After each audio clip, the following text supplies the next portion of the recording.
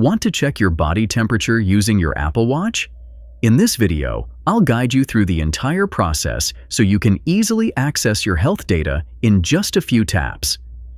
But before that, make sure to like this video, subscribe to the channel, and share it with your friends who use Apple Watch. Now start by opening the Health app on your iPhone. From the menu, head to the Summary tab. Here, you might already see a pinned option called Body Temperature. If it's visible, you can tap on it directly. If you don't see it there, tap on the Browse tab at the bottom of the screen. Scroll down a bit or simply type Body Temperature into the search bar at the top. Once it appears in the results, tap on Body Temperature.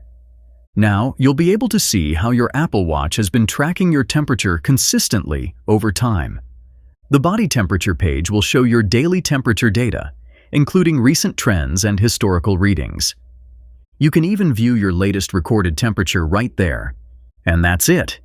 If this video helped, make sure to like, subscribe, and share. See you in the next one.